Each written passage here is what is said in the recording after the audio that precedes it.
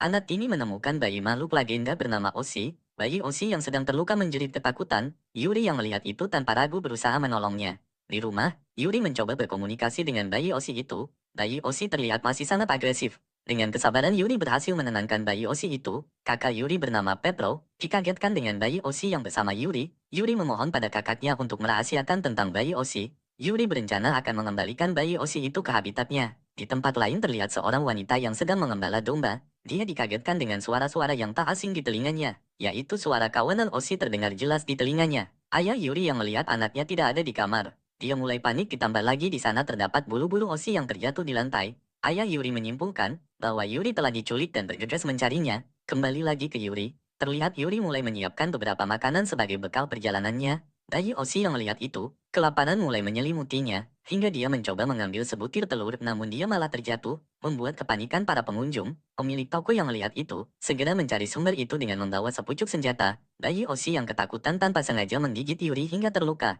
Dengan menahan rasa sakit, Yuri segera kabur dari toko itu kembali melanjutkan perjalanan. Dalam perjalanan kondisi tubuh Yuri mulai melemah.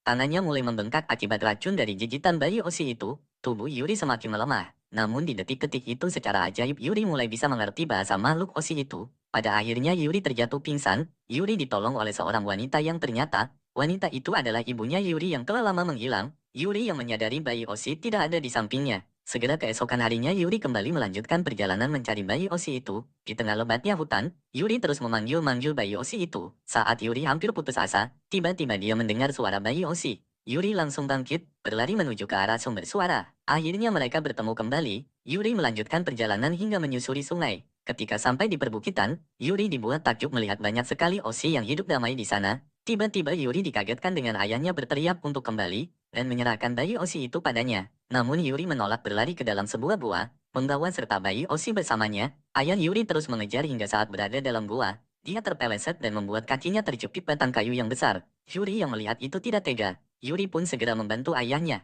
Bahkan bayi Osi pun turut membantu. Di momen itu, ayah Yuri menangis terharu. Makhluk Osi yang selama ini dianggap berbahaya malah membantu menolongnya. Air matanya tanpa sadar menetes. Mereka melanjutkan perjalanan. Di ujung gua terlihat pemandangan yang sangat indah. Sebuah dunia tersembunyi tempat para Osi hidup damai bersama alam. Bayi Osi pun kembali ke induknya. Terlihat Yuri dan ayahnya terharu bahagia melihat momen itu.